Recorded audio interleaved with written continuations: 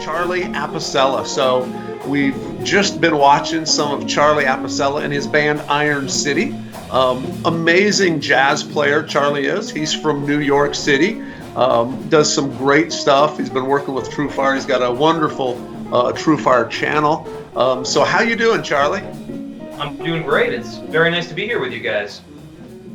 It's wonderful having you here, man. I know we got some cool stuff lined up. You're going to do some playing for us today, a little bit of teaching. We'll talk about your channel. We'll do some cool stuff. We've even got a trivia question, right? So let's kick that off, right? The trivia question for everyone that's going to be tuning in, and don't put your answer in the chat. So there's a link you can click to put your answer there if you know this answer. So the question is this: how many CDs has Charlie released as leader of his band Iron City? So how many CDs has Charlie and Iron City put out there? So that is the trivia question. So once again, don't post your answer right here if you know it. Click on the link. I think someone's probably going to put a link up there, and click on that. And I think we're giving away. What are we giving away, Tommy? And we're giving away a $100 gift card, guys. Holy smokes, a $100 gift card to TrueFire. So very, very cool. Also, another really cool thing that wanted to share right off the bat here, and I'll probably bring it up later because I'm excited about it, is if you go to the live page where you click to check this event out, there is a tip jar there for Charlie. So click under Charlie's name, his tip jar there, and you can, give him a little cash. Look, all artists all across the land are struggling in this time. They've had tours canceled, gigs of all sorts canceled. So we wanted to do that just as something cool to help out our TrueFire artists. So if you feel like, saying thanks to Charlie for working hard and doing this live event today, just go there, leave him a little cash in his tip jar. All of that money, 100% of that goes to Charlie. And I'm sure he will appreciate it. And we certainly appreciate all the folks tuning into these TrueFire Lives and supporting our amazing artists that we have. So a couple things that we want to talk about today with Charlie is just a little bit about, before we launch into his teaching, Charlie, you're such an amazing player. I mean, you have such not only a great technical grasp of things and just an understanding of how things work from that side, but you're very musical. You're just a musical cat. You get it in a different way than just connecting the dots cerebrally, right? You sort of get it musically. So a question for you is, where do you think that comes from for you? What's been like big influences for you that makes you just so aware of the musical side of things? That's a very nice question. I appreciate that that comment. I think that for me, I've always viewed myself more as a jazz musician and not really as a guitarist. I really don't identify much in my personal life as a guitarist. So to me, my love of jazz is what really spurred me to investigate. And I happen to choose guitar as my instrument, but I have a deep understanding and connection and passion for jazz history and really American history too. I see how music is such an integral part of our lives here in America, and that means a lot to me. So I read a lot of history, and I think really the main focus for me that sort of is my unique stamp on things is that I listen to kind of a very narrow slice of what people might consider the genre of jazz music, sort of a narrow number of years that I really focus my interest on. And I think that that helps me have a cohesive idea as to what I'm trying to present to my audience and to my students and what I'm trying to explore in my own heart. That's a great answer, and I think that's a good tip for young musicians is to not, get so obsessed with just your instrument that you don't see the big picture of everything. Because that also helps you when you're in a situation, when you're playing with Iron City, you're thinking of the whole, right? You're thinking of the band and you're thinking of how it all sounds as opposed to just here's how my part sounds, You don't want to get caught up in that. And I think that's a good tip for students as well, right? Make sure you're thinking about what's the music sound like, not just if my part is cool or not, right? Exactly, absolutely. When I make these records, all the records I've made to date are Iron City records. They are, in my mind, what I'm looking to explore when I go into the studio is my original compositions, my arrangements of the music that I transcribe, and how can I write and arrange music for the band to sound great as a band. I'm very, and when you hear the records, when I play chords, it's very down in the mix. I'm really much more interested in how I can write for these great musicians that I play with, and I'm less interested in what is the contribution of the guitar here. How much guitar are we going to hear on these records? I hear myself all the time. I practice a lot. When I go into the studio, I want to hear these great people that I'm paying to have in the studio. That makes sense. That's very, very un-guitar player like of you. You don't want to listen to yourself, right? Maybe. All right. So awesome, man. So in a little bit, we're going to talk about your channel. Your TrueFire channel is just an amazing resource for any musician, but for sure jazz players. I mean, there's so many cool lessons in there. But before we do that, let's get to playing. Let's have you play a little bit for us. Love to have you here play a little bit, then talk a little bit about what you're doing. You can break some stuff down, but let's jump into some playing, man. What tune are you going to play to start with? Well, what I'd like to start with is a tune that really embodies one of the core pillars of my philosophy that I use in my teaching. So it's something that a very good friend of mine, Dave Stryker, turned me onto, and he calls it "Go to the Source."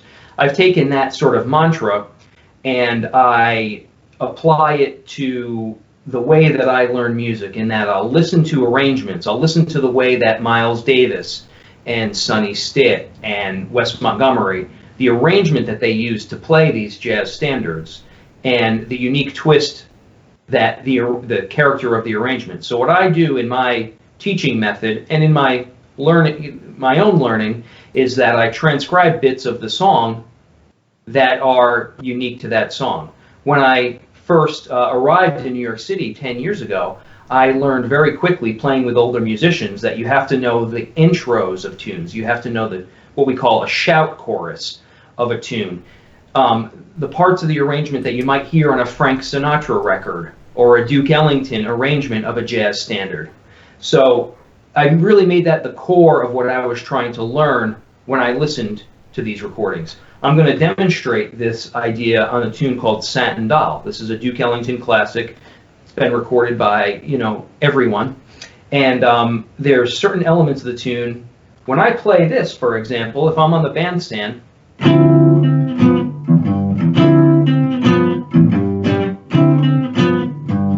that's an intro that everybody on the bandstand knows exactly what tune I'm going to play. When I play live, obviously concerts with Iron City is a little different. We have a set list and we talk about it in the dressing room beforehand. But when I'm playing some kind of more intimate venues, I don't announce the tune. I don't even tell the band what I'm going to play. And if the bass player doesn't know the tune, then I'll just play it solo, because I play in such a chordal style when I play with my bass player and drummer. So you focus on the tune, you conceptualize how you want it to sound in your head. I'll play a little bit and then I'll demonstrate one more element of this that I have discovered also on the bandstand. So if I'm going to play Satin Doll,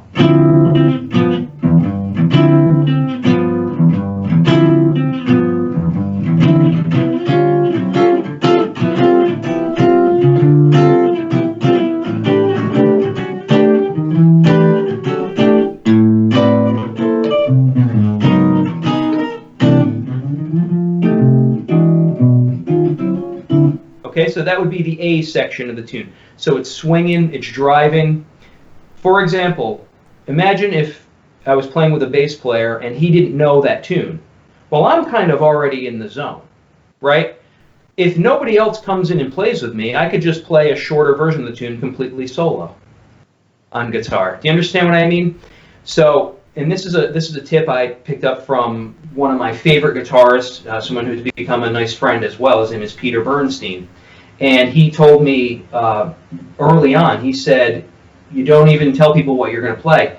And what I learned from that is, if you say we're going to play Satin Doll, everybody has a predetermined idea in their head of what Satin Doll sounds like, what key is it going to be in, what tempo, what feel, and what the arrangement is going to be. As the guitarist, as the leader, I need to be able to lead without describing these things to people. So therefore, if I can have such a cohesive concept on the guitar, then the band will naturally fall in behind me because they're good, seasoned musicians, not because I'm not really looking for their concept of what Satin Doll is. I'm looking for them to accompany my concept of Satin Doll. So this whole, organism of music is something that I have titled in my teaching. I call it the New York Songbook. So, in which I know that you and I have even had conversations about this in the past as well. When I was constructing my channel a couple years ago, this is a concept that you and I discussed. To me, what this means is that I've learned on the bandstand, and like I said, I really learned from falling in love with jazz music. So I took all these elements and I pepper my teaching with these sort of insights of information that really have nothing to do necessarily with guitar, but really have more to do with executing the music in real time. Nice. Well, that's awesome, man. That kind of information is really, once again, good for other players, younger players or newer players to hear, to sort of, it's amazing to hear your thought process on it, to go, that's what he's thinking about. Because sometimes, when I watch a player like you, I'm like, holy smokes, that's, it's amazing playing. And it's easy to get caught up in just thinking that's just, you must just do that. But you're really putting thought into it. You're doing it intentionally, the way you play and the way you approach things, which is, I think is really, is an awesome testament to just, once again, you being an overall musician, which is really cool. So I love that song. If anybody's just tuning in, by the way, trivia question. So don't put it here, but click on the link. Let's put them up a link so they can do this trivia question, win a $100 gift certificate, right? The trivia question is, how many CDs has Charlie released with his band Iron City? So how many CDs are out there? So get on the trivia. And also, if you're out there watching, shout out, let us know where you're from, where you're tuning in from. Always amazing to see how far of a reach we have with the awesome language of music. So drop a geography there in the chat and let us know. So Charlie, let's dig into another concept or tune that you want to do. You take it. You do what you'd like to do.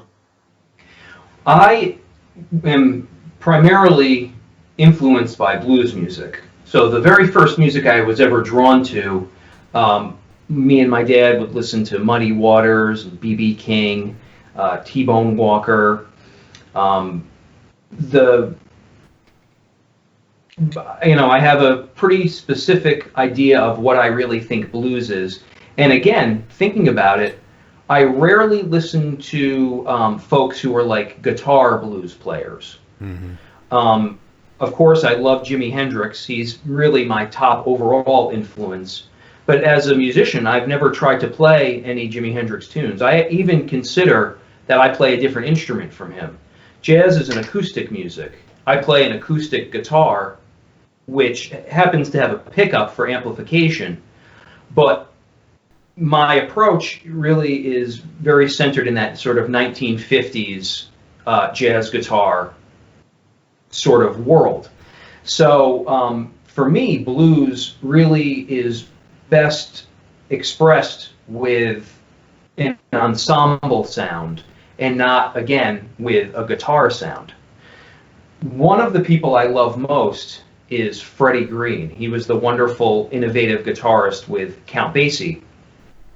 And Freddie Green is known for really only playing chords behind Count Basie. This is a topic that I go into in so many of my videos on my channel. I find myself coming back to this person's name, Freddie Green. My concept for my channel is called solid guitar, and what I mean by that is I try to build everything on a very solid foundation of fundamentals. Tempo, I try to have good time, and I try to always establish a feel that draws me into the music. So a great way to illustrate these points is a tune that I wrote called G Walking Blues. This is just a simple blues chord progression, and that I can use the blues in order to teach how we play a jazz walking bass line. So the way I demonstrate it is this. If we play our standard G7 chord, what I'm going to do is I'm going to omit some of the notes. Okay, the typical Freddie Green style has to do with voicing some of the strings and muting some of the strings with your hand. And I go into this in very great detail all over the channel. There's many examples where I talk about Freddie Green style. So what we're going to do is this. We're going to articulate only notes on string 6, string 4, string 3, but you're going to sweep through in a full motion where you hit all 6 strings. It's hard to do it slow, but let me try to demonstrate if I do it slow. Okay, so here I'm playing all 6 strings and I'm muting some of them, and I'm just articulating those 3 strings. You get this nice spongy driving bass feel. Say, for example, I'm going to play 4 beats. 1, 2, 3, 4. In my blues, the next chord is a C7.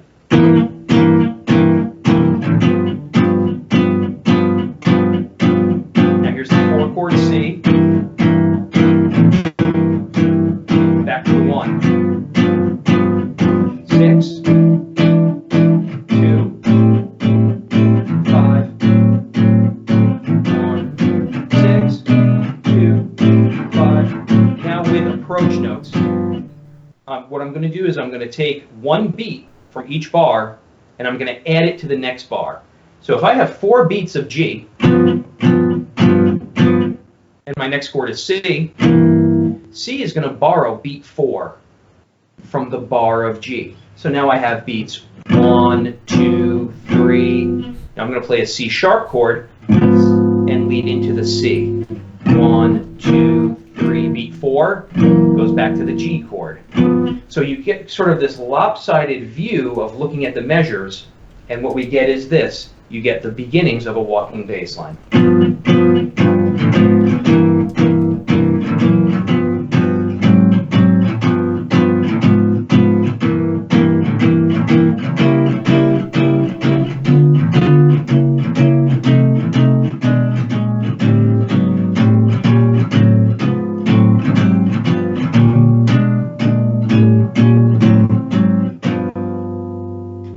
So that is a nutshell example of, thank you, that's a nutshell example of my whole chapter on my channel called G Walking Blues, where I walk you through step by step and demonstrate how you can one note at a time you can go and start to create a walking bass line. But I think what's different about the way that I teach this and I approach this is I always approach everything kind of based on counting, Awesome. rhythm, feel. Like I said, solid foundation. How do we think of our lines not necessarily melodically, but rhythmically, and fit them together kind of like Lego blocks, like puzzle pieces. Very cool. So, Charlie, how many more tunes did you have prepared to play? I can demonstrate a couple things. Would you like a performance, or would you like me to demonstrate in sort of a lesson style? What would be great to do is to take a look. I mean, definitely want to get the folks a chance to see your actual channel. We can show them some visuals and talk, a little bit about what you have going on. But I'd definitely like to get one more performance, like just a straight up, give us just another tune. Play one more tune, and then we'll go to channels from there. Speaking of the blues, I'm going to play now a tune that I put on my upcoming record. The record's going to come out in January. It's all done, but because of our circumstances right now that we're going through, I'm going to hold it off. This record is called Classic Guitar. It's my tribute to the 1950s guitar players, and it's going to be a vinyl-only release. On Nice. there, I play a blues in G, just like I just did, and this is my tribute to the wonderful pianist Otis Spann, who folks might know from his work with Muddy Waters. In my opinion, the greatest pianist of all. So this is a tune called Funky Mama.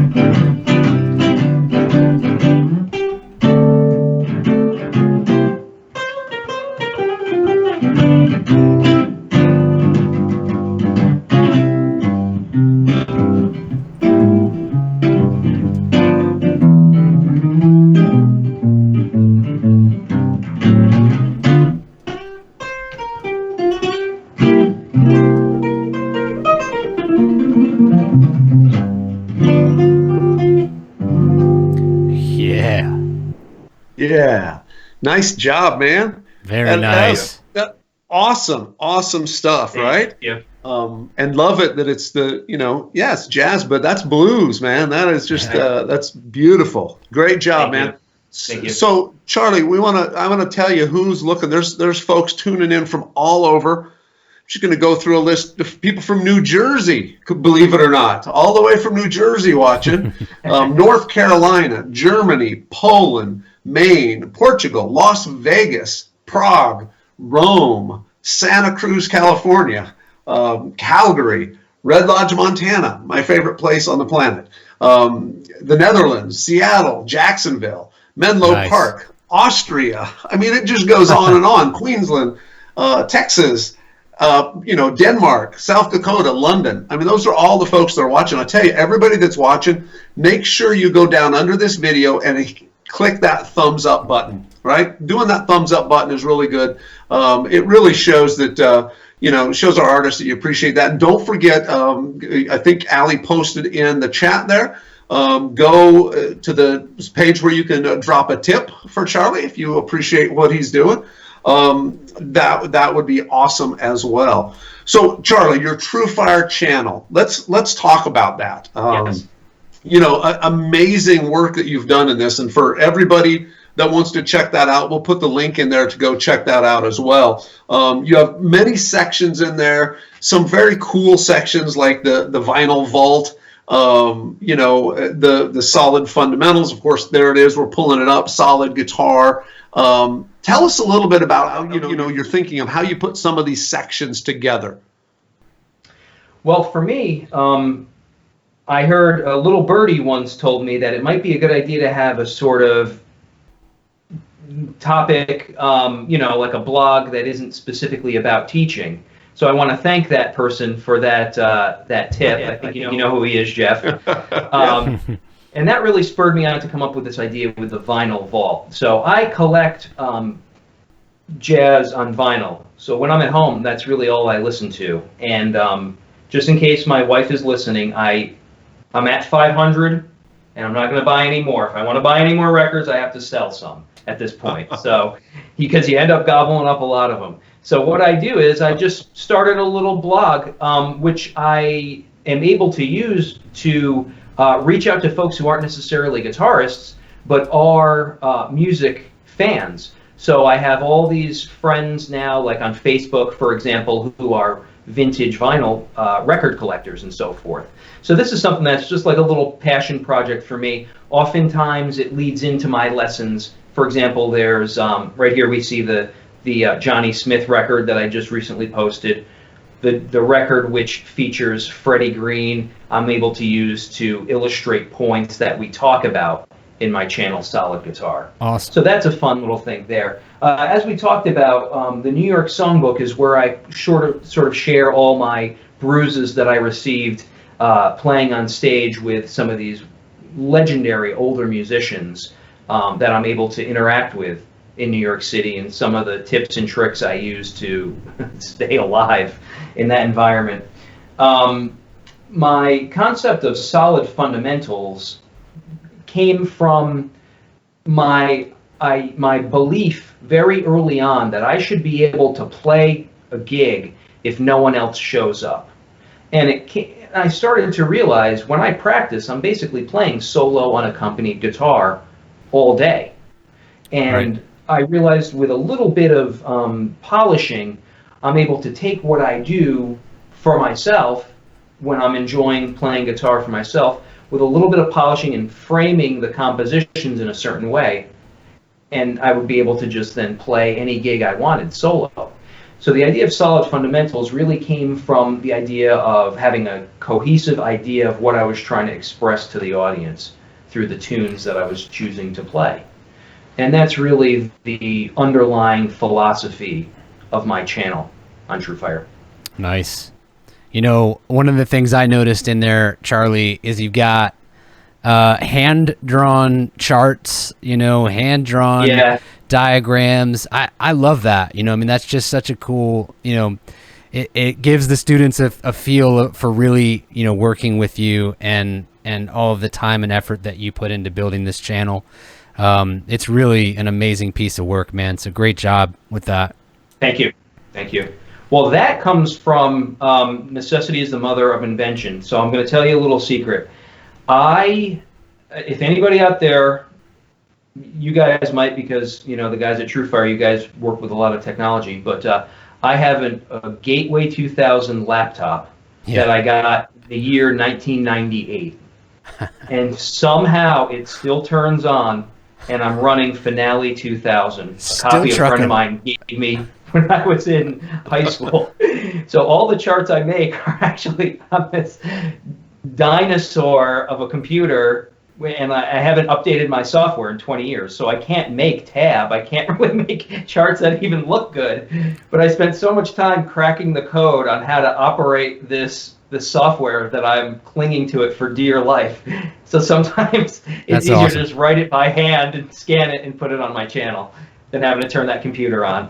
Yeah, I mean, that's a skill that, is one of those things that it's lost on so many folks. We go to all the technology, and we become dependent on all the technology and the tab, and it's like learning how to really read and write music and be able to draw those charts. Yes. That's really an important part of the educational process. Oh, absolutely. Being able to write is. Yeah. I'm self-taught. I mean, I took some music classes when I was in college, but I didn't study music in college. Right. I've only studied through a mentor apprentice relationship with only 2 or 3 musicians in this entire time I've been studying. My very first music teacher was Yusef Lateef, the legendary saxophonist. Wow. And you talk about my handwriting on the charts. I remember distinctly, I remember being in his studio, talking with him, and he said that you want the bar to always be split in half. He didn't like when, he liked, and it's kind of how, I'm very specific. I want everything to be 4 bars per line. An even number of bars, yeah. Yeah. Yes, so it can be visually digestible. To me, I can see things in my head like a grid. Cool. And if you want to shoot over, Tommy, to G Walking Blues, I'd like to show folks that chart, and I can give a better description of how I broke that lesson down. Yeah, let's take a quick look. We just have a couple more minutes, Charlie. Unfortunately, we're running low on time, but why don't you show us that, and then we'll do our trivia answer for all the folks out there. Okay. And great.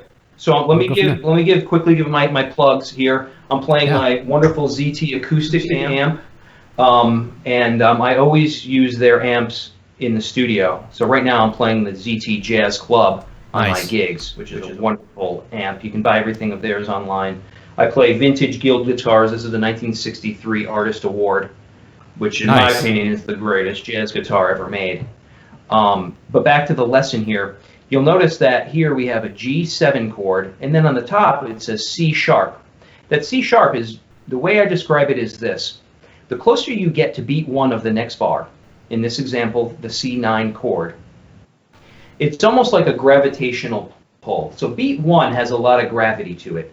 Beat 4 is like a distant moon outside the gravity of the G7 chord.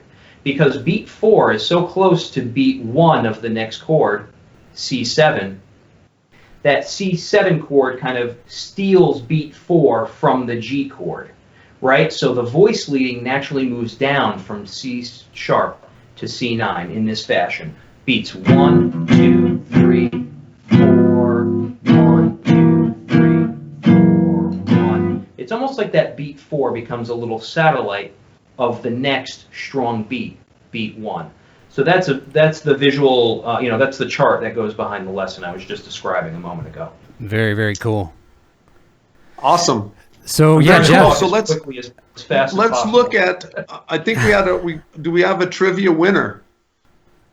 We're giving away a $100 gift card for TrueFire. So let's see if we've got that. And everybody, for sure, go over and check out Charlie's channel. There's some cool stuff on there. There's some free lessons on there you can look into and check out. And man, it's the best. It's the best money you can spend to help out your guitar education right there. The cost of a latte, basically. You can sign up and study with an amazing artist like Charlie. Mm-hmm. So let's see. Are we ready? Have we drawn our winner for our trivia? I don't know. $100 winner goes to. Waiting. We're waiting in suspense. I don't know. Suspense. We may just do all of the winners later. Here it comes. Here it comes. It's coming. It's coming. Winner is. Yule Joe. There you go. 2311. I like Congrats. it. Well, Congrats. you and Joe. Good for you. You just won $100. We've got like more people tuning in, Charlie, even now as we speak, from Montreal, Uganda, Uruguay, Australia, Madrid, Chile, Bangladesh, even as far away as Minneapolis. So Wow. It's crazy. So we are, it's amazing. Thank you to everyone that's been checking this out. This show goes on for a while. We've got 2 more artists coming up later. Jennifer Batten's coming up, and then we're going to have Josh Smith after that. So it's going to be a full day of TrueFire Live here. But I tell you, Charlie, this has been really awesome having you on. It's great having you part of the TrueFire family. And, we thank you for being involved with us. For sure, want to, once again, shout out to everybody who's watching. Go check out Charlie's channel. Jump in it.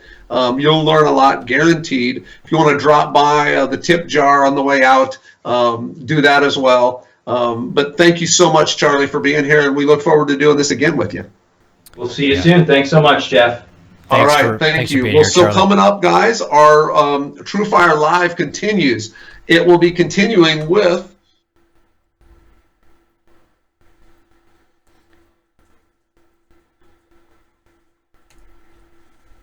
we do have Tommy there on. Tommy is our.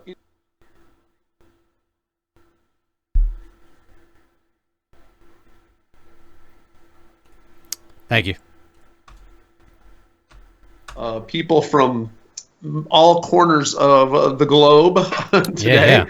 Tommy's at his house. Seth is somewhere else. I'm somewhere else, and then we've got 3 artists all stationed around the country. So, not easy. Let's see if we can get Jennifer to unmute her audio on Skype, and then we'll bring her in. Let's see, Jennifer. Jennifer, are you there? She's okay. The little button next to the little microphone button. I got it. Yeah, the button was moving around on me. A moving target. Hey, how are you guys? Hi, Jeff. Hi, Tommy. Great. How you doing?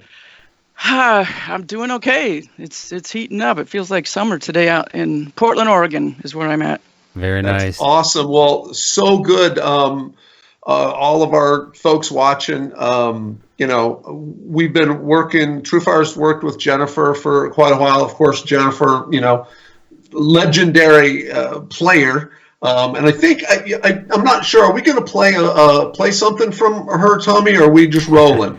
Oh, we're going to play some. Yeah, Jennifer's prepared some tracks. Something. She's going to do her thing. Should we kick it off with, I'll tell you what, we have a special treat. We have some live performance video of Jennifer on the road.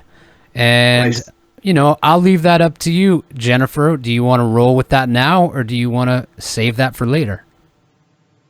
Go ahead. You want to hit one? Okay. Which one? I have the Finland and the Schorndorf. The Finland had amazing camera stuff. I love to shoot the, people don't know, I do a multimedia show in sync with films, and they had so many cameras, they didn't always have the film in it, but they had one of those ginormous cameras that, that looks like a fireman would use it. So I think that's better footage. Big crane jib style thing. Yeah, the crane, yeah. Nice. So yeah, let's take a look at that. Let's take a look at that footage. Here we go. Let's roll it. And here we go.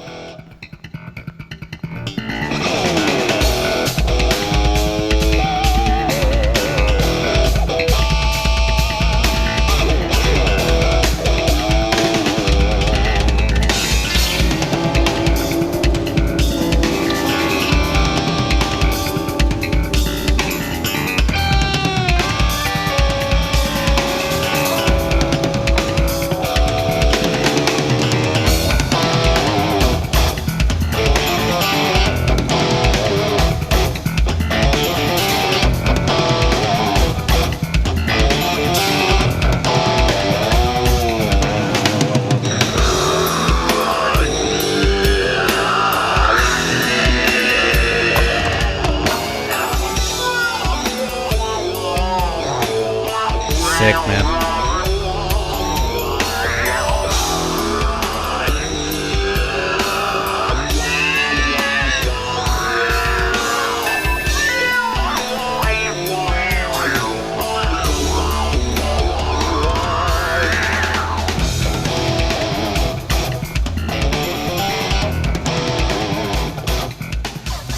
Nice. So, Jennifer, why don't we start out and talk a little bit about how you incorporate all these visual elements into your shows? Okay, you're really breaking up, but I got the gist of it. Oh, sorry about that. Yeah. Yeah. Super. Yeah. So Jennifer, just what I want to comment on of watching that is something that you do that you've really been involved with is when you tour, you do really present not only an audio experience but a visual experience as well. Yeah. You do some amazing stuff with that. A visual performer as well as just listening, and of course you're an amazing player. But how did you get? How do you go about that? How did you get into that more visual side of things? It was just like the last fabulous guitar player was talking about mother of invention, or the necessity is what did it. I had toured for 10 years with Michael Jackson and 3 years with Jeff Beck, and after that was done, I go, well, my bucket list is done and I'm not dead. So I got to do something else. And I thought, okay, now it's time to do my music. And then the thought of putting a band together and having that responsibility of paychecks and, the whiners on the road and that whole nightmare, I thought there's got to be a way I can at least start out by playing alone. And I had done plenty of clinics around the world, probably 1,000, where I'm playing to tracks. And I thought, well, it's cool for a clinic, but it's not enough entertainment value for a show. So I thought about, it just came to me to play in sync with films, and I was not a filmmaker. So I put the word out for a good year and a half. I put MP3s out of what at that time was a new CD coming out called Whatever. And I contacted film schools and put ads out. And after all that time, I only had 4 films. And I thought, well, that's a pretty short show. So one of the guys that turned in a film showed me how to do it. And I became completely obsessed. And I tell you what, I could sit there on the couch 17 hours a day, and the only reason to get off the couch is to pee. It's one of those obsessive art forms that I just got into by necessity. And it's really been great, because even if I'm touring with a band, I've had situations where maybe the club doesn't have enough money for a band for one day and there's a day off. And it's always expensive to keep a band on the road. So rather than just sitting in a hotel for the day off, I'll fly to Spain. I'm already in Europe is what I'm thinking. And I carry in my carry-on, I have the Blue Guitar Amp 1, it's a 100 watt tube head. I got 2 projectors in case one will fail, and 2 laptops for the same reason. And bam, as long as I can get a screen provided, I can do a show. And I've done that many, many times. And that's cool. Yeah, Very cool. It's just super fun. And, you don't have to rely on humans. Right. Which is kind of like sometimes this isolation thing. Yeah, right. You're set for this right now. You're this is your element then. Perfect.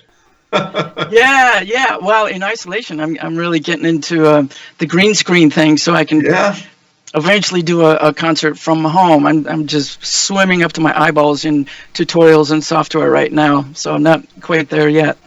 Well, that is awesome. So we've got folks tuning in from all over the world, as we mentioned. And I tell you what, we're going to do a trivia question for you as well. And whoever wins this trivia question will win a $100 gift card at TrueFire. So everybody, here's the trivia question that we're going to shoot for the time Jennifer is here with us. Don't type your trivia in the chat. Don't type your answer in the chat. Make sure you click on the link and go there, so don't give it away. The question is this. Jennifer played on 2 of Jeff Beck's records. who else, and what was the other one. So you have to name that, but click on the link and put your answer there. And at the end of this segment, we will draw a winner, and you'll win $100 to TrueFire, which is pretty awesome. So yeah. Jennifer, obviously, many people know you or learned about you from all your time playing with Michael Jackson. Obviously, amazing performer and a wonderful time that you had there. Of course, then you played with Jeff Beck.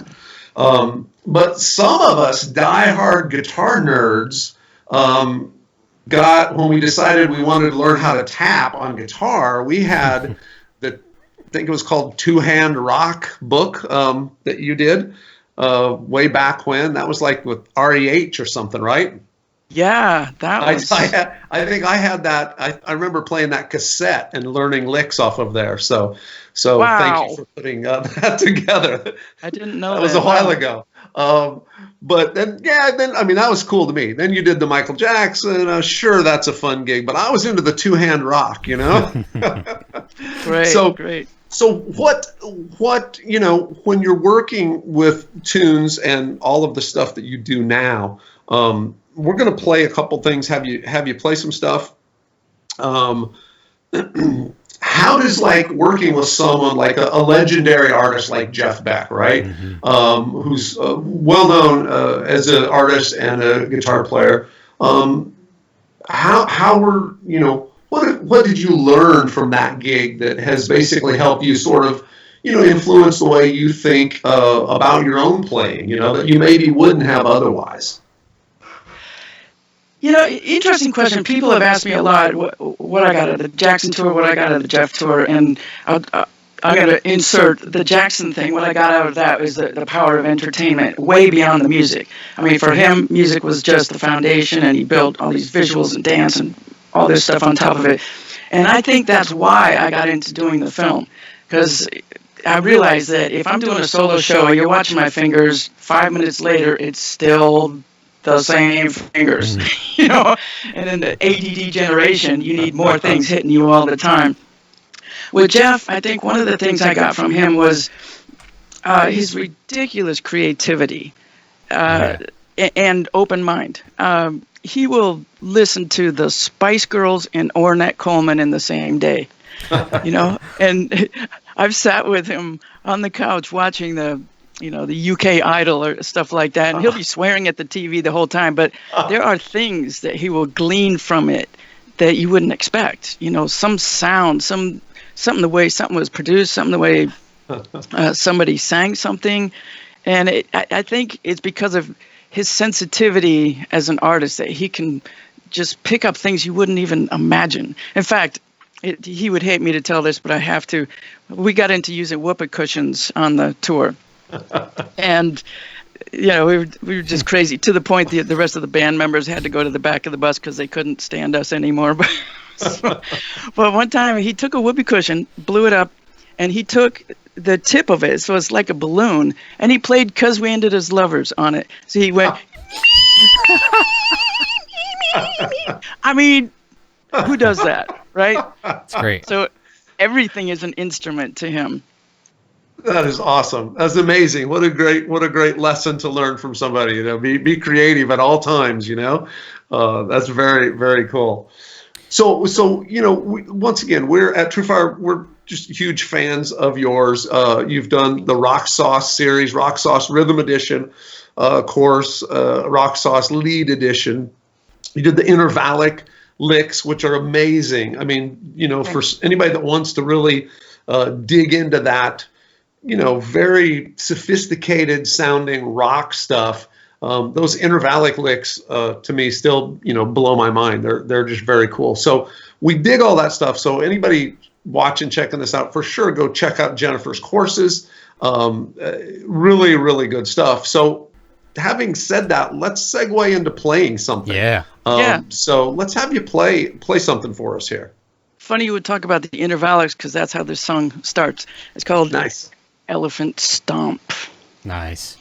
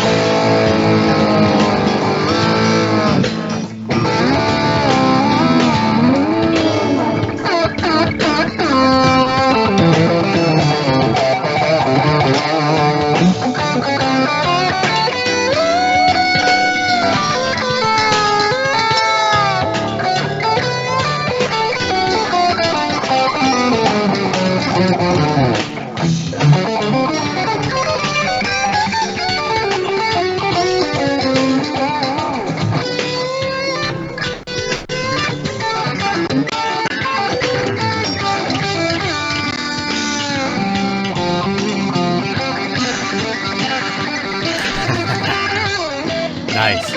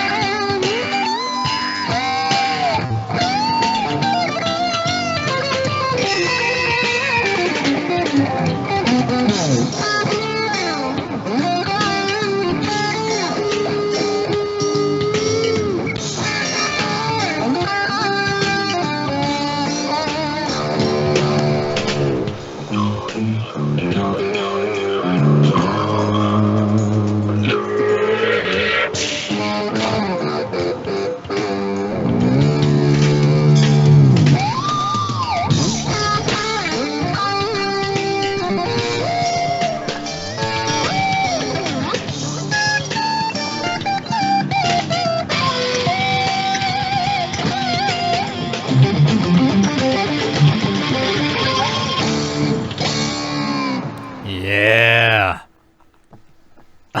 Nice. I forgot I was only supposed to go halfway and then start talking.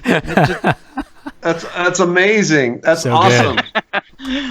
Thank Very you. cool. So let's do let's shout out to folks one more time about our trivia question. The trivia question for Jennifer is: Jennifer played on 2 of Jeff Beck's records. One was Who Else, and what was the other one called? Go to the link that we're providing for you and put your answer in there. Also, if you're digging this, if you're digging Jennifer Planer, click on the link, go to the live page, and click on the tip jar. We've got this set up to where you can drop Jennifer a tip for all her work here. Just something we like to do to support our artists. 100% of that money goes to the artist. So, just tell her thanks for doing this. She will appreciate it. We certainly appreciate her being here and taking the time to, just play for us and do this show. It's an amazing thing. We've got people tuning in from literally all over the world watching, which is kind of amazing. So, Nice. Stop by, check that out. And while we're talking about that, the ultra intervallic licks, let's look at your courses. So yeah, here we go. Let's pull those up, Seth. Jennifer's courses, the rock sauce for rhythm guitar. Man, if you want to play some cool rhythm and really learn about how to get that grooving rhythm like Jennifer does, this is a great course for that. It's like not a crazy complex. It's very, like, to me, is the essentials that you need to learn to be able to pull off that groove type playing. She does a lot of interesting things in there because obviously her playing is not just boring by any stretch. So the really cool, interesting things, she shares all that in there. She also does the lead edition of that. So Rock Sauce for lead takes the same approach and shows you several tunes, several of her tunes, and then how she does it. Because, if you're mesmerized by watching her play that last tune, like I was, you definitely want to stop somewhere in there and say, wait, show me how to do that. So this is a cool way to be able to do that, to be able to sort of dig in and see, what she's thinking when she does that. And for sure, the intervallic course gives you all of those intervallic licks and all that cool stuff that, once again, to me is amazing. So Jennifer, I've got a question for you about that. Yeah. When you're playing like the initial riff from that last song you played, what's your thinking on that when you're like writing a melody like that that's a lot more intervallic than just linear right up and down a scale? How do you go about approaching that? I wouldn't call that intro a melody by any stretch. I couldn't sing it. But I'm actually thinking, I think basically all of the fifth intervals that are in a D minor pentatonic.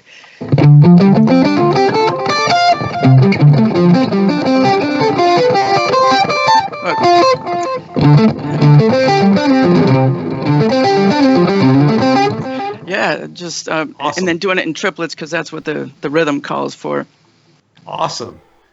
So how do you practice those kind of patterns? Do you have any tips for practicing that kind of playing? You know what? Just trying to do anything but thirds will get you into the intervallic zone. Like if I'm taking the D minor pentatonic, and you can kind of think of it as a left side and a right side, and just going instead of doing a scalar kind of thing, going up a fourth, and this next one will not be a fourth, but most of them end up being fourths. Third, fourth, fourth, fourth. Yeah, and I'm really into skipping strings as well. So I've had a lot of students say, you know, I've spent so much time with the pentatonic scale, and I think I'm ready to move on. And I go, well, let's not just throw the pentatonic scale to the side, because there's so much you can do with it. I mean, just jumping strings for one. Going up 2/4.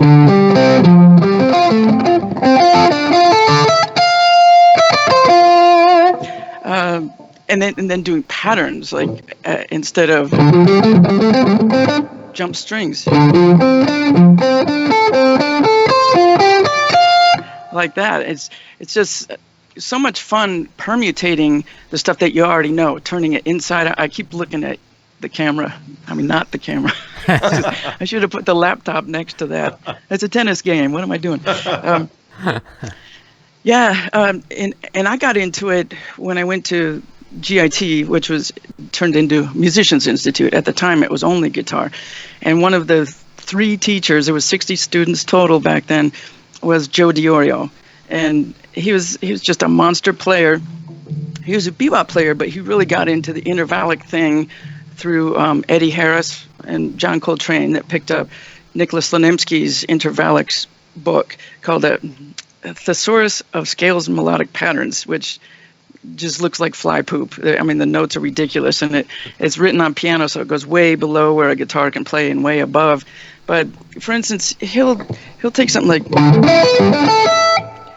and when you analyze the notes, you go, well, geez, that can work for a major or a minor, because the third isn't there. And once you know how chords are made after you buy my course, then it's a free-for-all. Just having fun with it, just throwing your fingers on the neck and see what will work with what.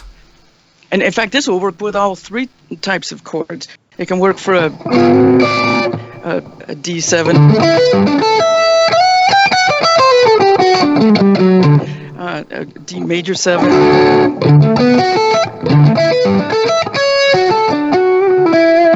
and D minor.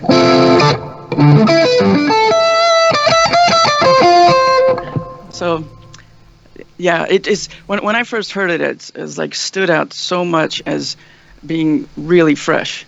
Just like the tapping thing was when I first listened to a guy that was in my class at guitar school, Steve Lynch. He's the one that first started working on the tapping. I'm going, wow, this is a revolution. I gotta have some of that. That's awesome. That's very cool. I think I still have the cassette of Joe's intervallic designs sit around here somewhere that I've, listened to that, and it's just so amazing. Very, very cool playing. So that's awesome. Those were great examples for people to experiment with. And like you said, you can do other things with the pentatonic scale. Don't just think it's the same 3 blues licks that you have to play over and over. You can do a lot of interesting things with it. And that's a great example you just showed of some things to do with it. Very cool. So let's do another tune. Let's play another song. I think everybody wants to see you play. So let's do another song, and we can talk a little bit about that one. Absolutely. Yeah, this one of my favorite toy of all time is the whammy pedal. And when I first got it, I just went bananas with it. And usually when I use it to take the guitar down a whole step. So I can kind of use it as a slide guitar. But in this one, I was just goofing with the octave up mode of it and found that it could sound like an angry cat. So here's Cat Fight. This is some goofy stuff.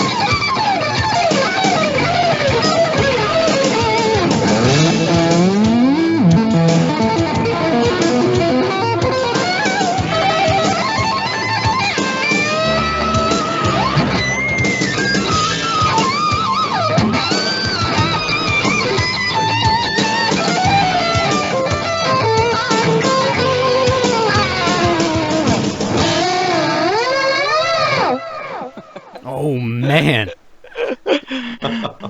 Nice. That's silly.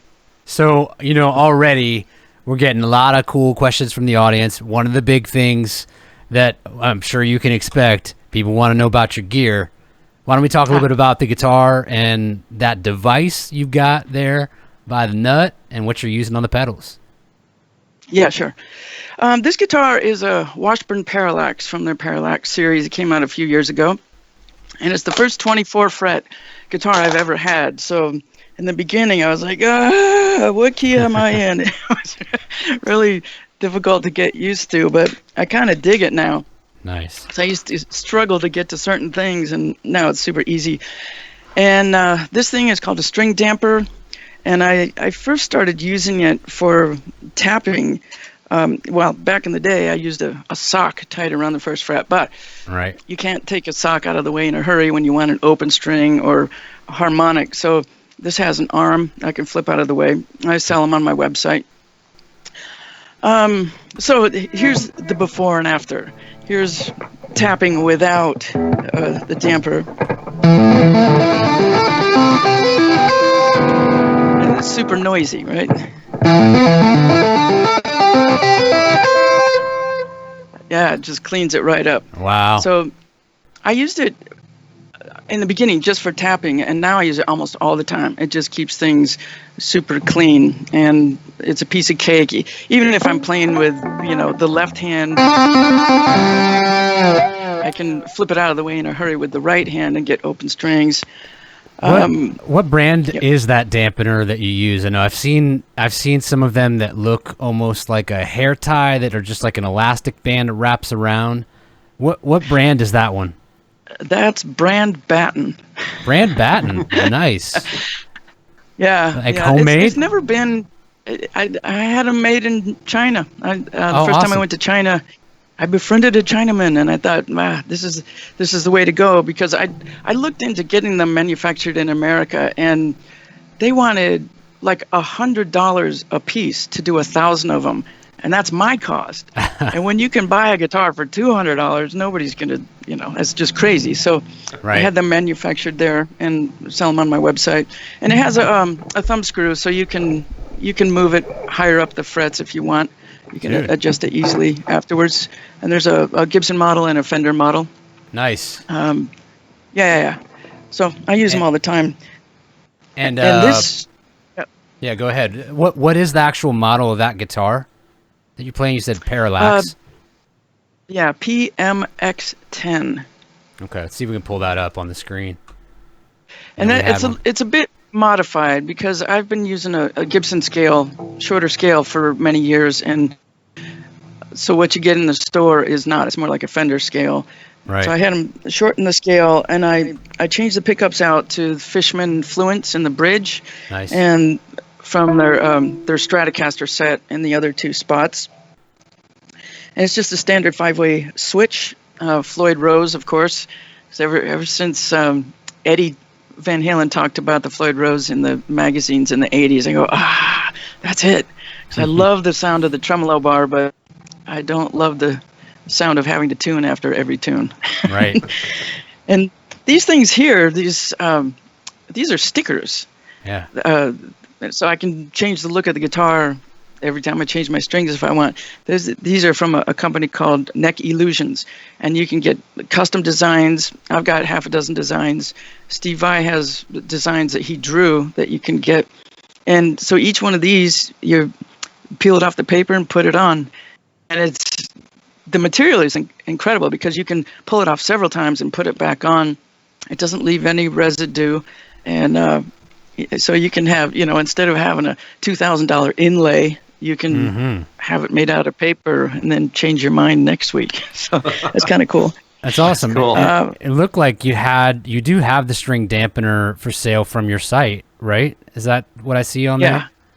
Very yes, cool. I do. Yeah. One more thing about the guitar that's pretty groovy is the way that the neck joins the body is really different. It's called the Stevens cutaway. Yeah, let's look at that. Oh, you're getting it close up. Yeah, show that close. Yeah. Show it as close as you can to the camera without it getting too weird, out of focus. Without getting tangled in wires. Yeah. That's awesome. Yeah. Very different. So you can get up to the 24th fret without having to struggle. That's why that's really great. Nice. And Nuno Betancourt uses that, and I saw his guitar for years, and I saw this part from the front, and I never thought anything about it. I thought it was just an interesting design, but I didn't realize how it was a different kind of neck joint. So I love it. I can go past the 24th fret. If I had another fret, I could get there too. Very cool. And this is a bracket for the Fishman Triple Play wireless MIDI system, which obviously I don't have engaged right now. But if I want to trigger any synthesizer sound on my laptop, I just slap in that pickup, and there's a little controller that'll be over here. And this thing, I found that sometimes I'd be playing along, and my arm would accidentally grab the wire that went from the pickup to the controller, and I would pull it out, and it would hit the strings, and then game over. You just can't play. So I got this little 2-cent thing that'll hold the wire in place. Nice. And for 4 years now, I've been using the Blue Guitar Amp 1. And Thomas Blug, that invented it, I had met him in different, like the Frankfurt show, the NAMM show, different music conventions. And I knew him as a player and a friendly guy, and I thought he sounded fantastic. His Strat player, just wonderful sound. And I was hanging with a friend in the north of France, 4 years ago, and he said, "Hey, we got a day off. Let's go visit Thomas because he's right across the border in Germany." And we ended up going to his house, and as soon as I came in, he plugged me in. He said, "Here's my Strat. Here's my new prototype of my amp." And I didn't realize he had been designing amps for Hughes and Kettner for 27 years. And I plugged in and said, "I want it. When can I buy it?" And it was absolute torture. I had to wait at least 6 months because what he had was a prototype, and it had to go through all this testing and manufacturing. And I think I'm his first customer. The thing is 3 pounds. It's 100 watts. It's got 4 channels, vintage, classic, modern, which I use the modern for more saturated Van Halen kind of sounds, and then a clean sound, and then basic amp controls on the front, and then on the side you can dial in Awesome. to your personality as you choose. And so it's in my carry-on all the time. I mean, before that, I was using sounds from Digitech processors just because it's something I could throw in my suitcase. And when you ask for certain amps or whatever, where you're going, it's just a wish list, and you may get whatever they happen to have. If you're doing a clinic at a store, "Oh, we just sold that this morning." That happened to me. I used to go stereo, and yep, we got the stereo set up. Well, you got your speakers and everything. Well, we just sold it this morning. Sorry. So now I think every player, especially players that travel, want more and more control. So I have that, and all they have to provide me is a speaker, and sometimes that doesn't even work. I had like 3 times last year, I had solo gigs, and they go, "Oh, you need a speaker? We don't have one." So I don't know if I can get this in the camera without an explosion happening, but he also invented a thing called the Blue Box. No, that's not going to happen. It's about this big, and it's an IR speaker emulator, and you have a choice of 16 different speaker cabs to choose from. Plus, what's super cool is a virtual mic placement knob. Anybody that's tried to record guitar with speakers, I know you go in the next room and it sounds great, and then you come in the control room and it doesn't sound great. So you go back and forth 500 times just moving the mic a millimeter. Now I just put my mics away pretty much, and I'll just sit in the studio and record and just dial in whatever speaker cab I want for the sound I'm trying to go for, and move the mic placement virtually. It's awesome. And besides that, I've got 2 different systems I'm going between.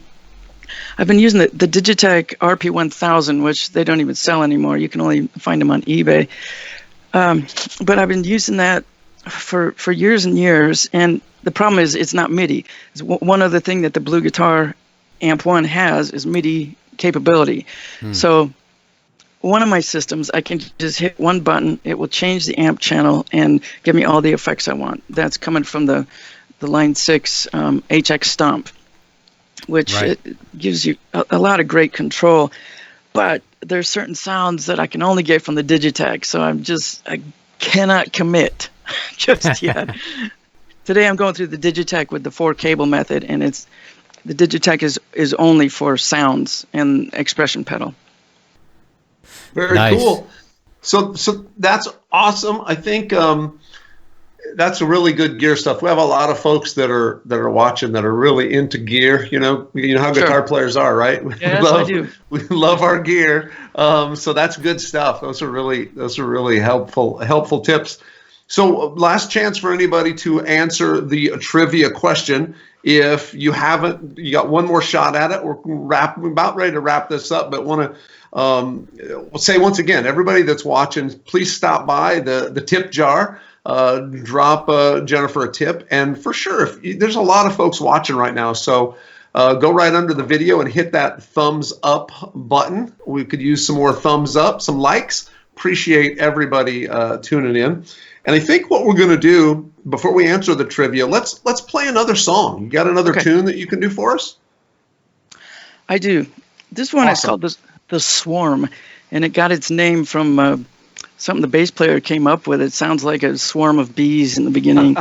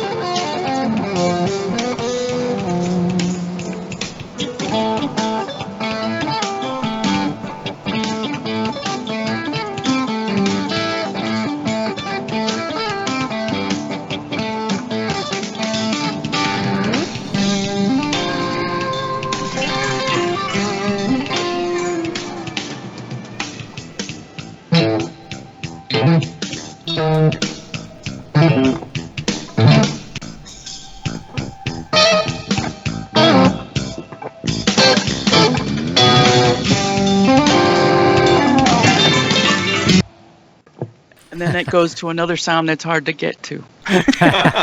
So we'll just cut that right out. That's awesome. Very, very I love cool. it. That was amazing. Man. Thank you so That much. was awesome. Very, very cool. Well, very good. Awesome. Thank you so much, Jennifer. Let's do our trivia. Let's give away our trivia. Who's our trivia winner, guys? Do we have a trivia winner for this? Because we asked the question of Jennifer's played on 2 Jeff Beck records. So who is our lucky winner? Do we have one? I think it's coming. I feel it. I feel that trivia question coming. See the claps. Dave Trucks. Dave Trucks. Nice job. Awesome. The answer is you had it coming, by the way. We can give that answer now because Dave already knew that and nailed that. Good job, Dave. Awesome. So very cool. So Jennifer, thank you so much once again for spending some time this afternoon with us. You sounded awesome and great as always. We just hope to do more and wish you to stay safe during all this time. And hopefully we'll be able to see you back out there on the road and have you back down at the TrueFire Studios before we know it. So thank you so much for being here. Sure, cheers. Thanks a lot for having me. Absolutely. Yeah. Well, for everyone still watching, all of our TrueFire Jennifer. folks, make sure you stop by Jennifer's tip jar there. Drop a tip in the jar as you're leaving. And get ready because coming up in just...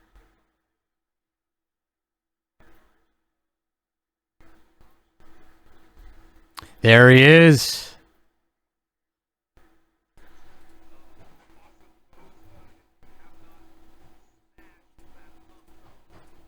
The kids say these days, make sure you do that. Let us know you're digging it. And we appreciate everybody being here, spending the afternoon with us. We've got a lot of TrueFire Lives coming up. If you go to the TrueFire website, if you click on Live, you will see that that is where you can find out our schedule coming up, what's happening. So I'm live and larger than life there for some reason. Yeah, the great funny thing with Skype, man. We've got coming up now. Let's just make this happen because our special guest coming in the studio, Josh Smith. We appreciate you being here, my man, and so excited to have you here to spend some time with us.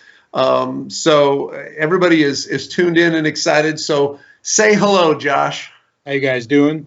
Happy to be here and be able to get the marvels of technology to work in our favor for a minute. Sometimes it works, man. It's like a miracle, but every once in a while it works, and everything sounds good and looks good. So good deal, man. How you been doing, Josh?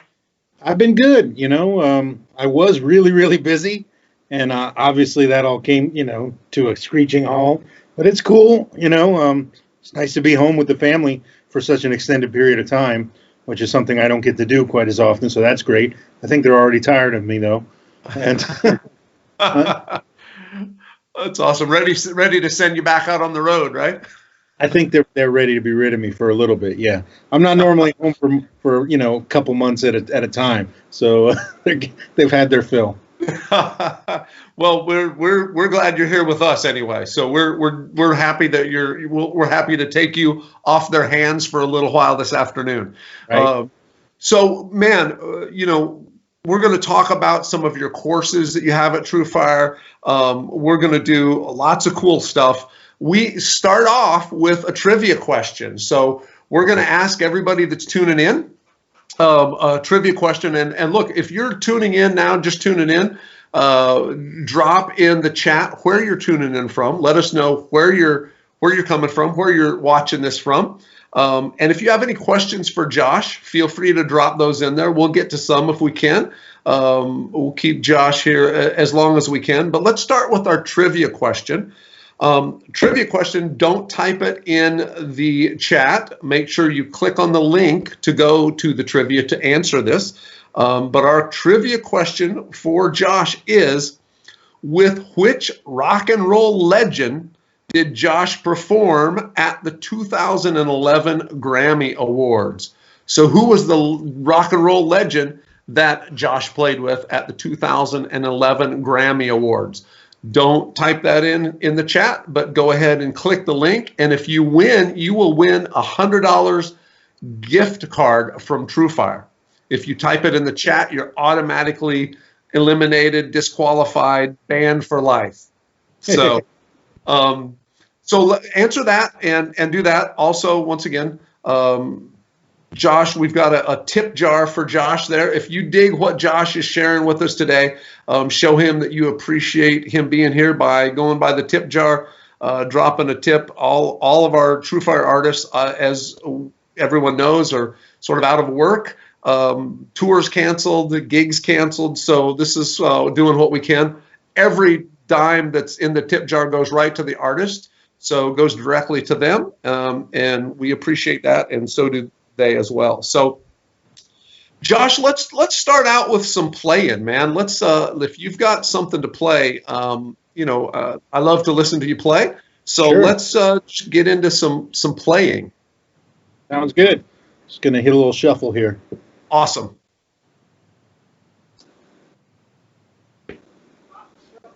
All right.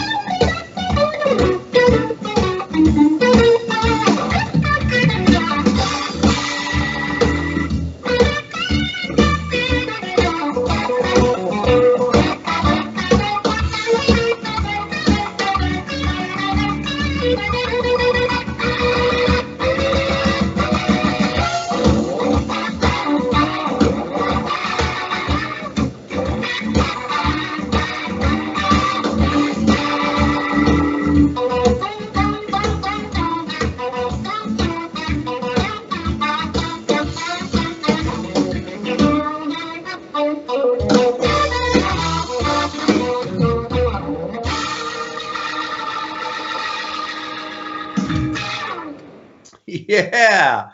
Oh man, that's beautiful, man. Thank you, That's fellas. awesome.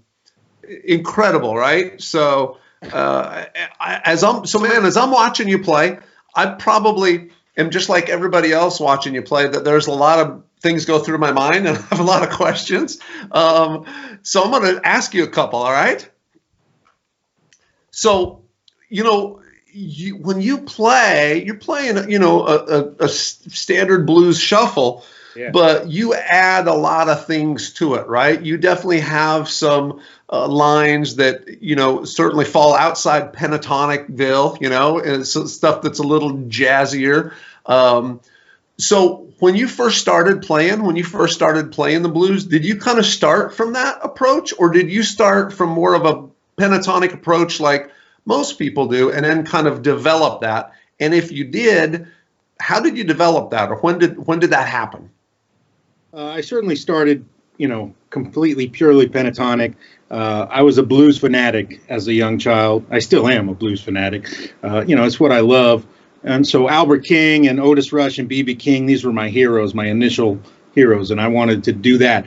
And as I got older and became, more adept, with my facility and with the knowledge that I was gaining, things started creeping their way in. I was always very inquisitive and, didn't like to be kind of held back. So if something caught my ear, I would work really hard to kind of figure that out. So it was all just very natural. And it just depended on what I was listening to. I was blessed to come up, in a household that liked a lot of good music. So I would hear jazz and blues and rock and roll and country and soul. And, this is what I was hearing from, the day I was born. So I just, one day would be listening to Monk, or we'd be listening to Miles Davis or Coltrane or Dizzy Gillespie or something like that. And then the next day I'd be listening to the Allman Brothers or the Stones or B.B. King or whatever. So it all just kind of always started creeping its way in there. It was just kind of a natural progression. My thing was always to try to keep the basis of my playing rooted in the blues, no matter how much new information I learned or how much more technical facility I got. I wanted to still sound like a blues musician, if that makes sense. Yeah. That's awesome. I mean, that's amazing. I think and you can hear that in your playing, right? That you're, it's rooted in the blues, man. It's blues, but it's just got that element that, is sounds a little more sophisticated occasionally, or a little just hipper kind of stuff that really makes it good. But, you do it so natural and it just flows. So, I think that's one of the things that, I know you've, really taught in your courses is some of those ways of thinking about it, different ways to look at playing something that you could certainly look at this as it's really straightforward and simple, but you have, some interesting ways to look at it. And I think that's what, certainly what we love about you. And I think that's what a lot of students really dig as well. So let's do, I think you got a few tunes that we can play, and I'd love to get as much playing in as possible, with you here. For sure, everybody shout out if you have any questions in the chat. But in the meantime, I would get into another tune and get another tune going, because I think everybody loves to hear you play. So let's do another tune while we're at it. All right, here comes a minor one in D, a kind of funky thing.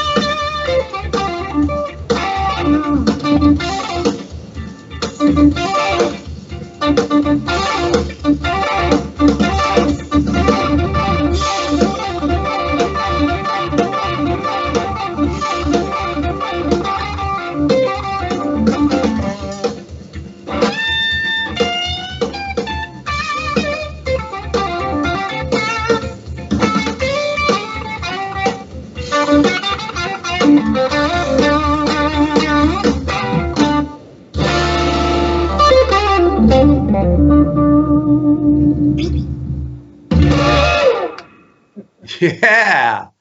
Nice. That's awesome, man.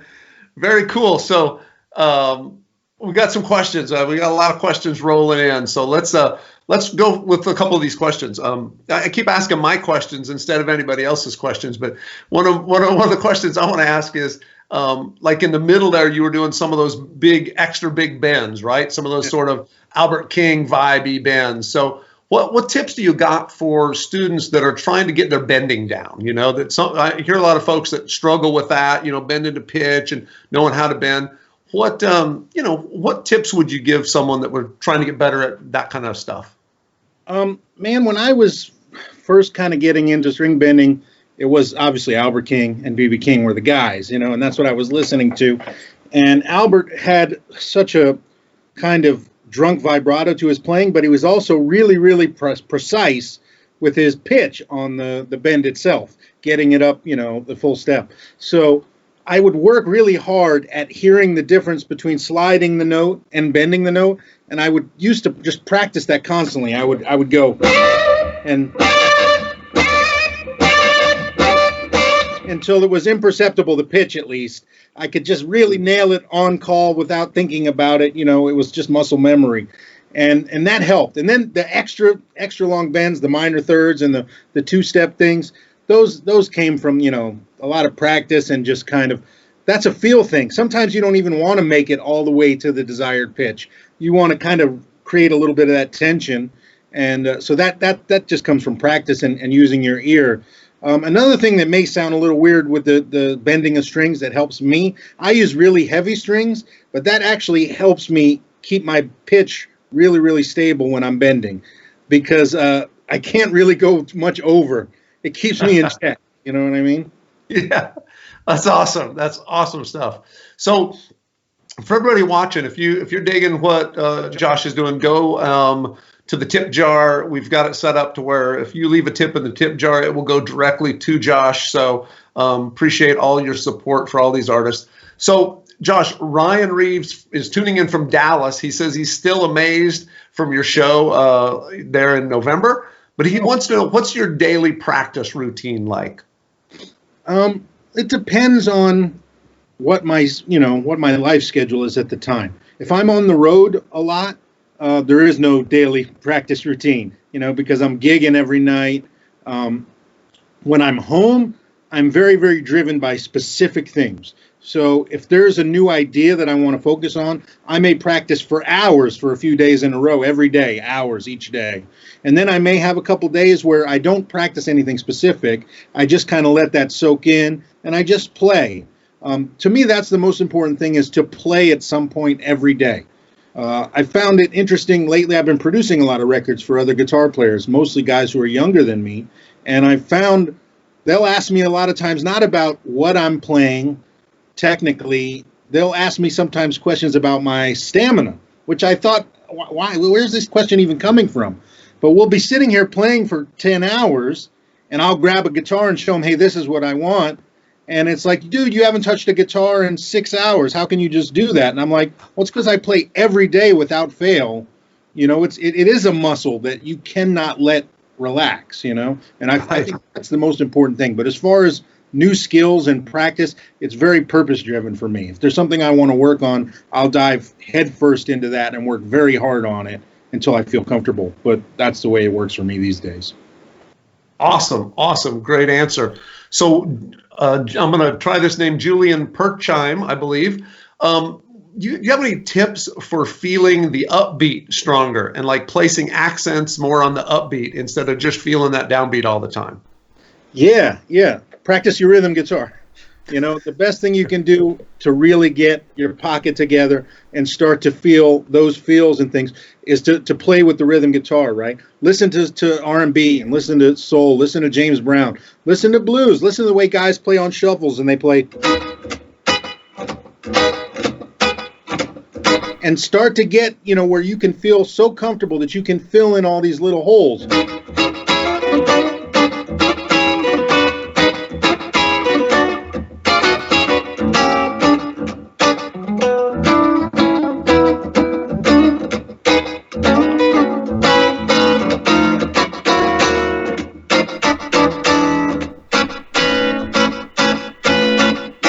So I was mixing, going behind the beat, in front of the beat, straight on the beat, swinging things harder.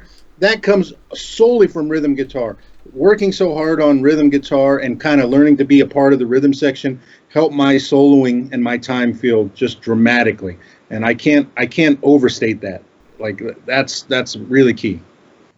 That's awesome, man. Amazing and great advice there for sure. That's awesome. I mean, you know, I think your rhythm playing is one of the, you know, amazing things about the way you play is you approach that rhythm not just like, oh, I'm just chunking along on a rhythm and it doesn't matter. I mean, your rhythm really sounds like the tune in and of itself. You know, when you play rhythm, it's not like it's just there is something in the background. It's really part of what's happening. So I think that's what you just demonstrated there really shows that. So let's do rhythm serious. You know, it's guys think that when they're playing rhythm guitar, they're just filling the time until their next solo.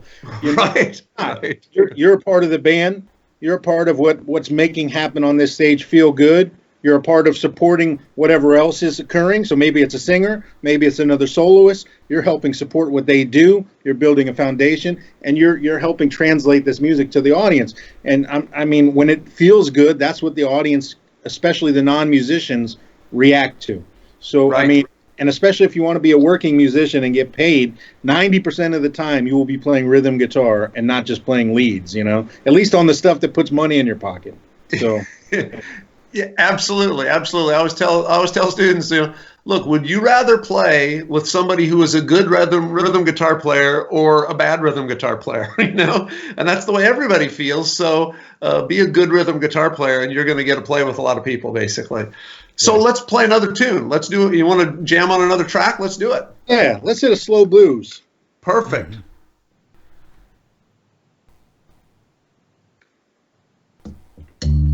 Oh, my bad.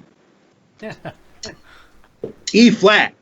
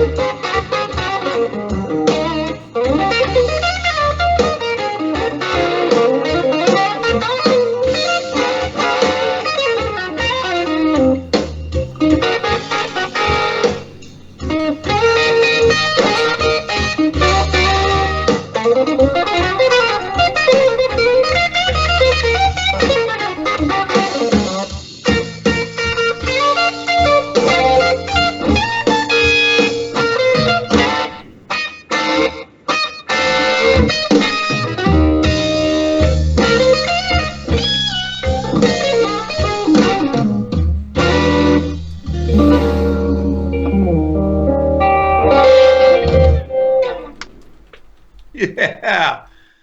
Very nice. Yeah, man, that's amazing. Great job.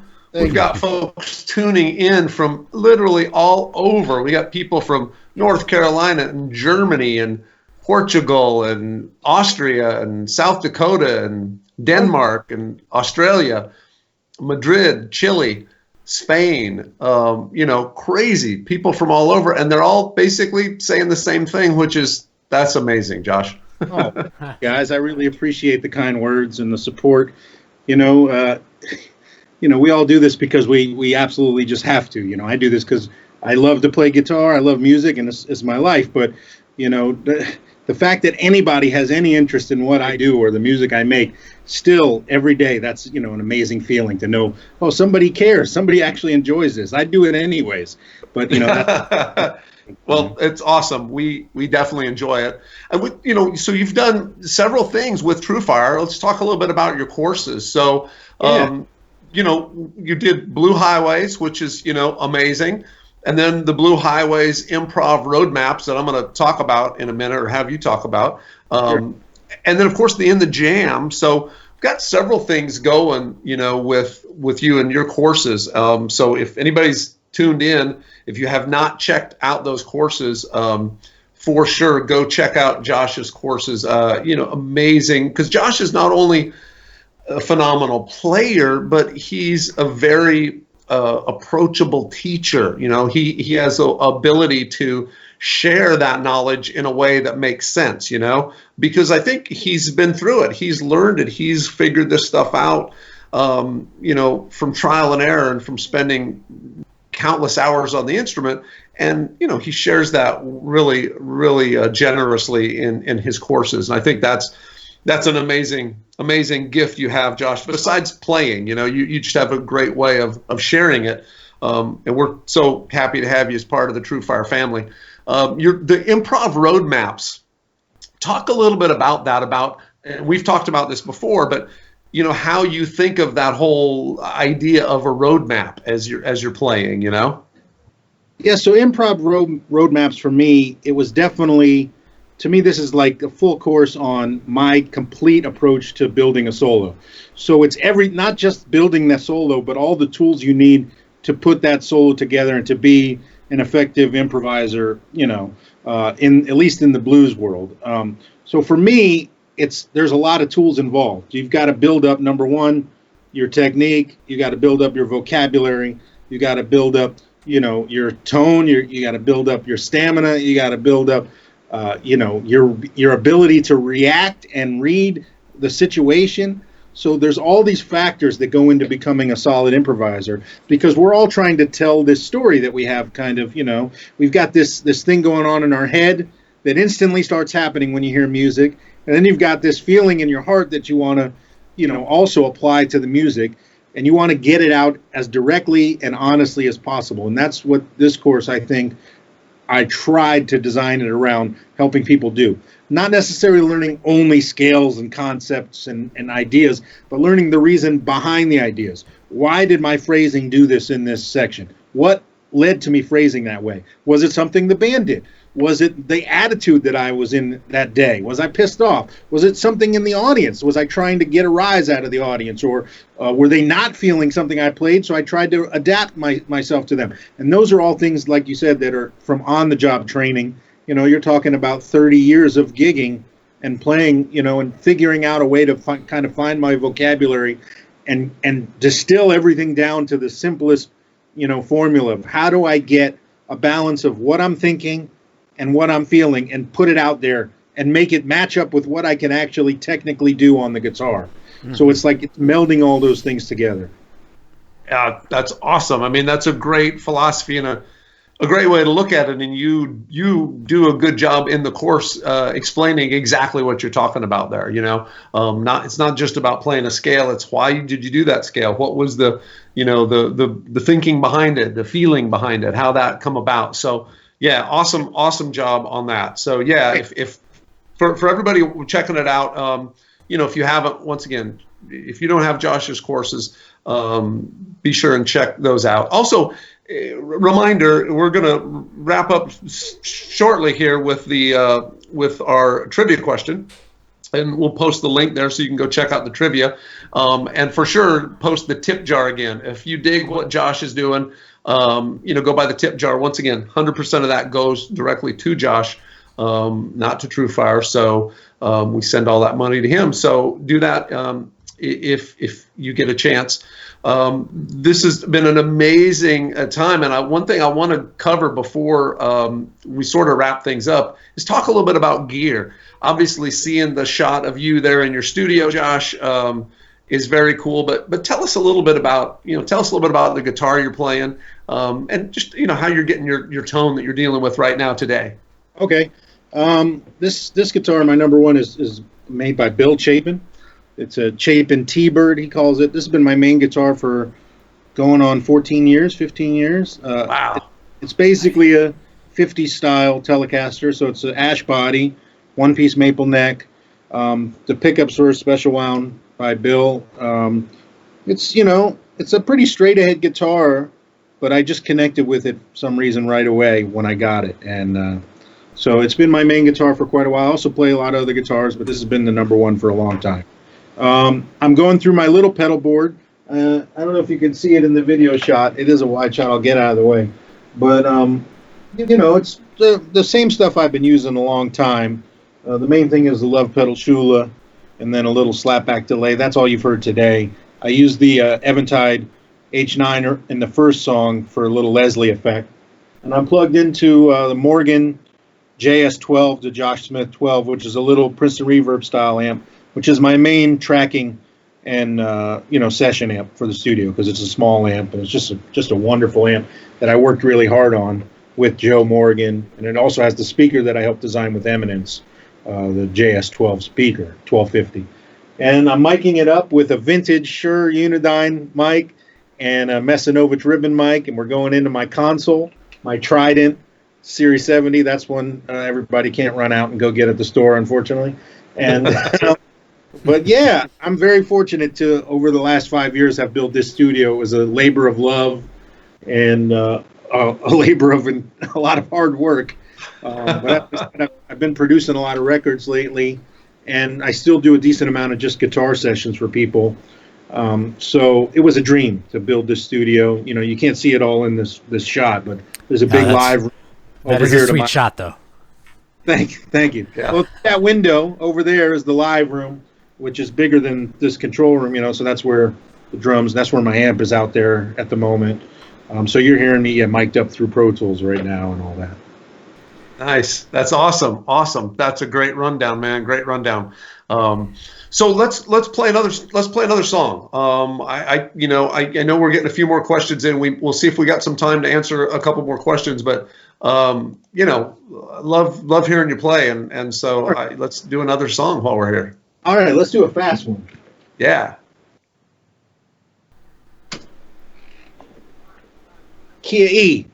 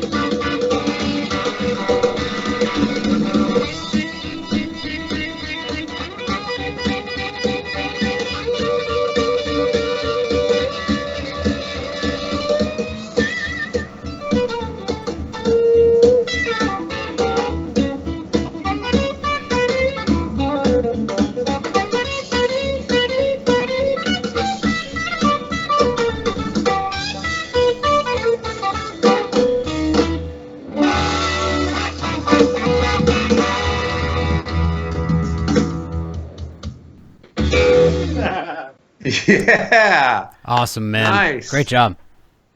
That's absolutely awesome, man. Very cool. I mean, I love that groove you had going on there. Very cool. So we got a couple more questions, then we're going to do our trivia answer. We just got a couple more questions. Someone's asking, how do you develop your lines over a slow blues, sort of the rhythmic aspect of that? It's maybe easier to just kind of get in a groove over a fast groove happening. But if you've got a slow blues, how do you develop those, rhythmically, how do you approach that to develop a solo over a slow blues? Well, besides, all the great information and language that is available to you by just listening to the heroes, and kind of finding, what they did. For me, developing my timing in my phrasing, again, it really did relate to the way that I played rhythm guitar.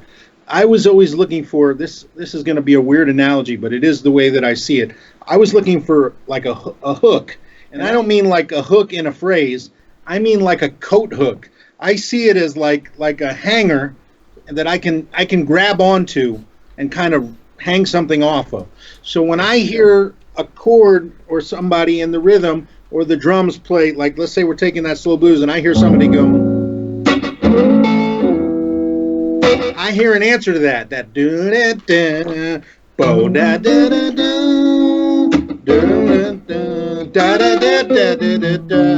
so that it fits in the holes of the rhythm guitar. And that's kind of the way that I hear phrasing. It's a very conversational style. It's the same way on a groove like what we just played, a syncopated groove where the band's going bum bum bum bum bum bum bum. I hear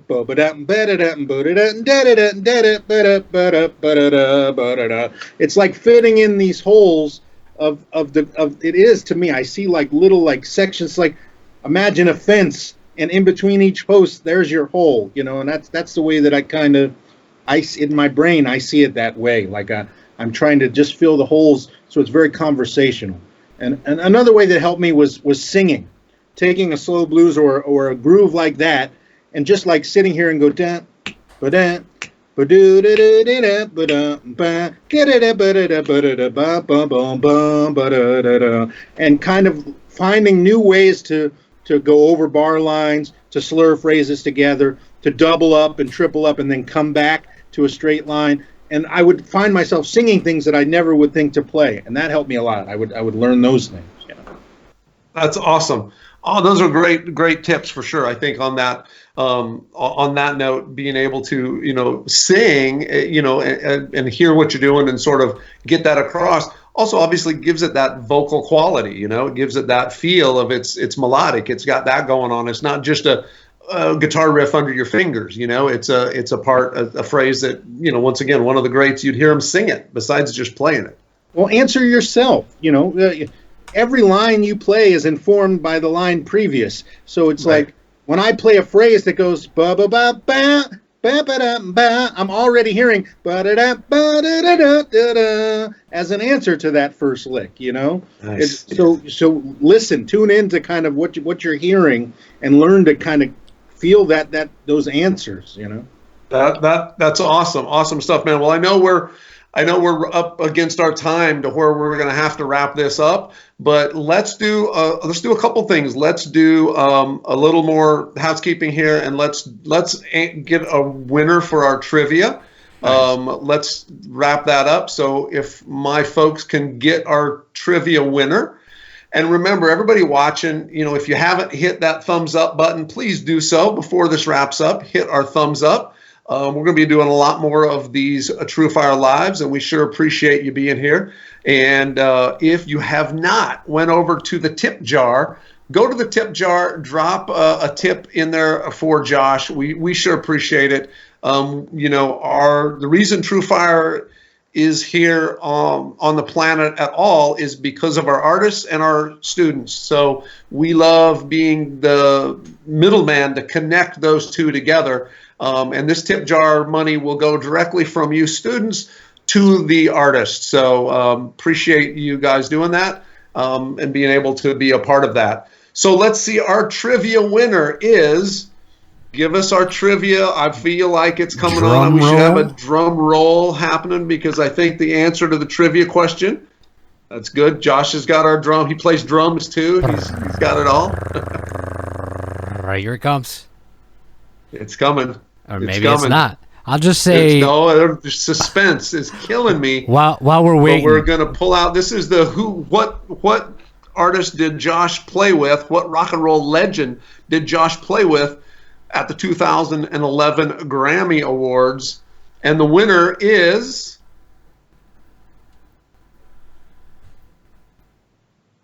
yes, the winner is. Maybe nobody knows. Maybe nobody's guessed this. We might have to make something up in order to break I've that seen out. a few correct answers come in improperly. So they're coming in. So in the chat. I would say, hey, we got a killer live video of Josh. Why don't we roll that while we're waiting, or roll that on the way out? What do you think? Do we have our answer yet? Yeah, let's roll that. Let's roll that while we're waiting. Let's check out a little bit. We'll come back and say hey to Josh. So stick around, Josh. Here we go.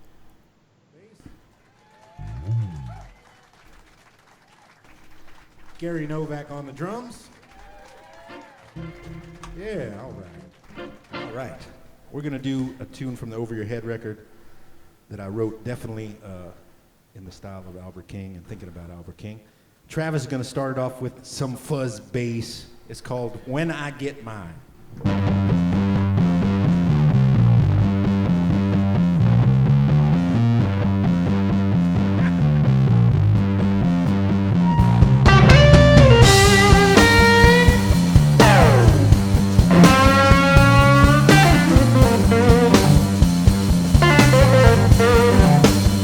You're sitting hanging around, baby. You're looking for what you got coming. And you, baby, I said you better get in line now. 'Cause darling, you ain't getting yours until I get mine. I said one hand, darling, one hand ain't gonna wash the other.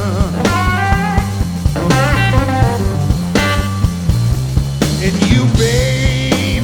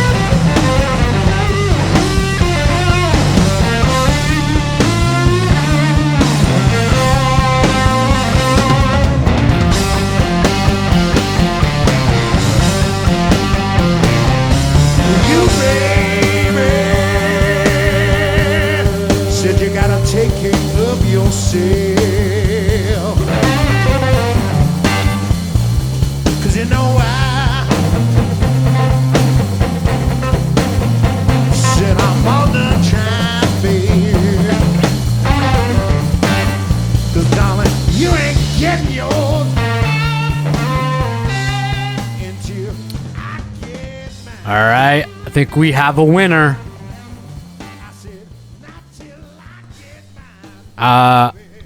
Almost. We're still waiting for it.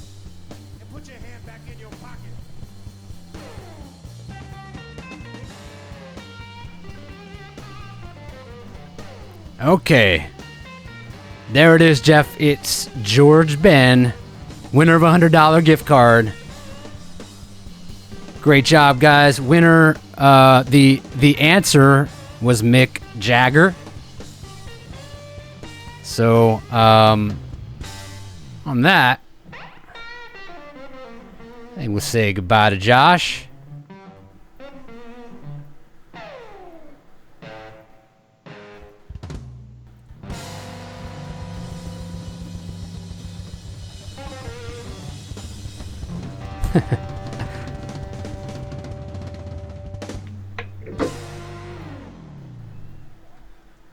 Killer. All right.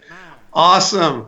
Very cool. Very cool. And we do have a trivia winner. Looks like our trivia winner is George Ben. George Ben, congratulations. You just won a $100 gift card for TrueFire. So very cool. So, guys, we thank you so much for being here today. Josh, thanks so much, brother. We appreciate you being here. You sound great as ever. Stay safe there, Absolutely. and we will keep rolling with this thing. Everybody that's watching, stop by the tip jar. Drop a tip in there for Josh on your way out. For sure, go check out his TrueFire courses and everything else Josh does. He's everywhere. Go check the man out everywhere you can, because you can't learn too much of what he's got to share. I'm telling you, it's a ton of stuff. So thank you, Josh. Appreciate you. Thanks to Tommy back in the studio. Tommy, thank you for all your hard work. Thank you, guys. Charlie Apicella kicked things off. Appreciate all of our TrueFire artists. We love them all. We will see you guys on the next TrueFire Live. Go to the TrueFire page to check out when that will be, and tune in for more live goodness as we're all getting through this crazy time in the world together. So thanks, guys, for tuning in. Thank you, Josh. Peace out. Thank you, See you guys.